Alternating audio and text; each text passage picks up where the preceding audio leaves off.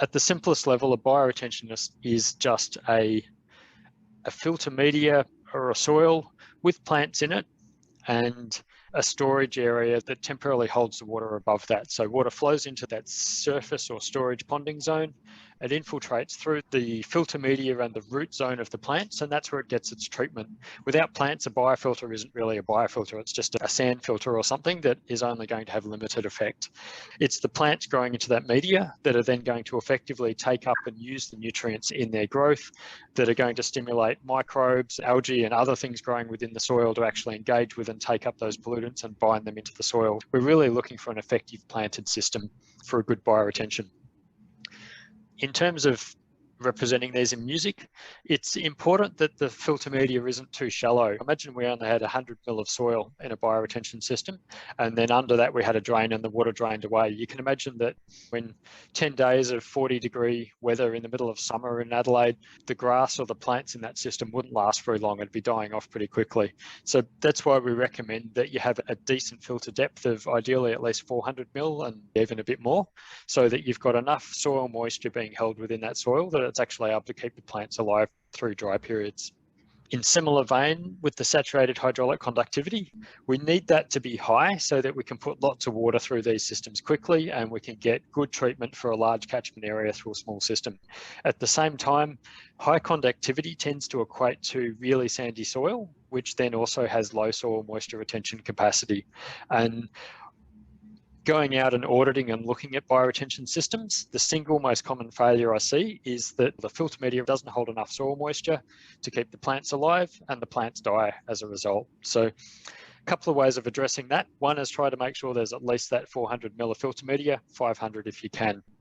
The second is that this is the CRC guideline range for conductivity, 100 to 300, but honestly, I'd be recommending that you try to stay within 100 to 200 wherever you can, if you can get that slightly lower conductivity, and also ideally checking that the soil moisture retention capacity is decent. It's worth saying these tend to be linked, but it's not guaranteed. It's possible to have a high conductivity and a good soil moisture retention capacity. There's some proprietary products out there which have insanely high conductivities, but they've actually managed to achieve good retention capacity at the same time.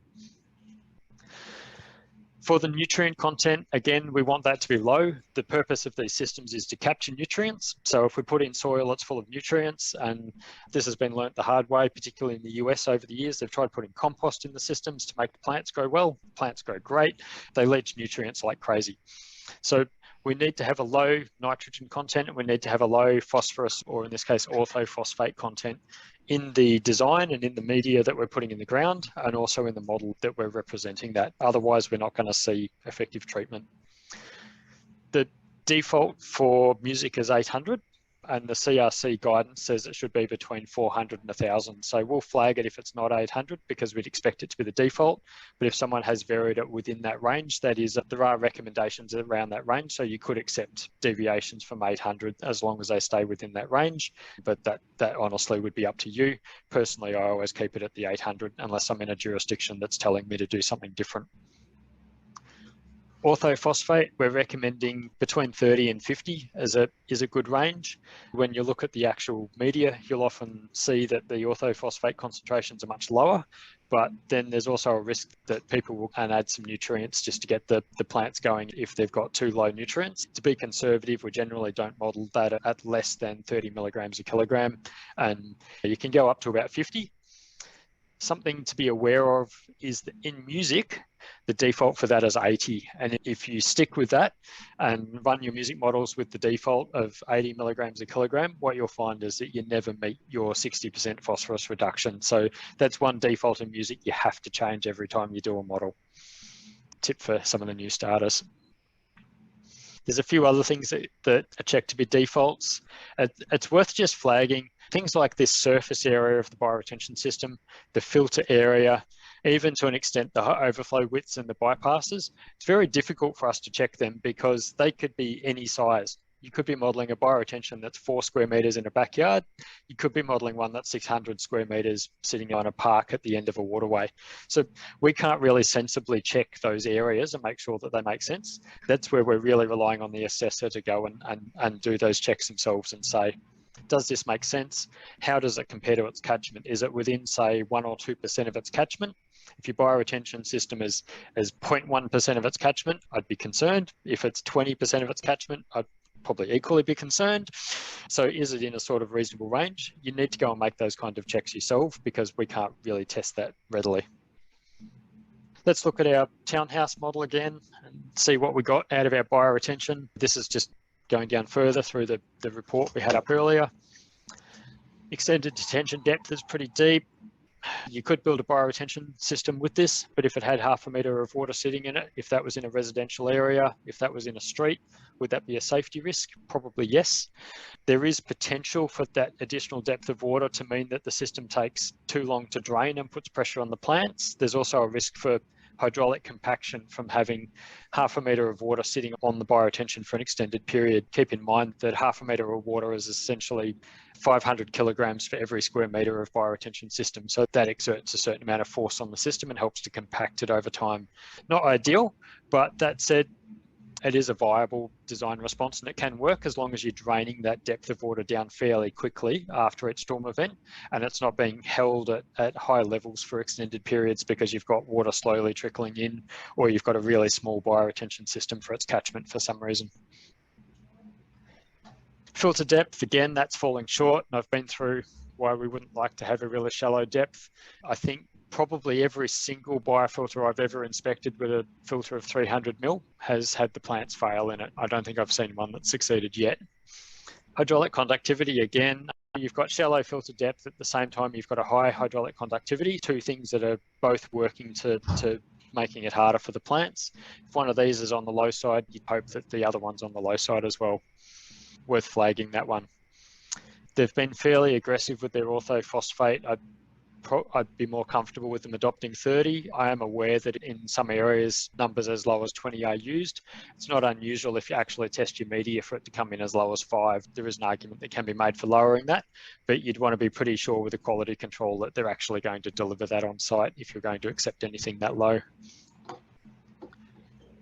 Exfiltration, this will get flagged if it's not 0. It doesn't mean you can't do it. The more conservative guidelines have historically said you must have exfiltration of 0, and we're not accepting any. And the reason is that people found that they could just bump up the exfiltration rate, lose the flows and the pollutant loads through the exfiltration, and then go, oh, look, we met best practice because all of the pollutants are just going into the ground and disappearing in our model. That's not really good design practice. We need to be bringing those pollutants back out and accounting for them.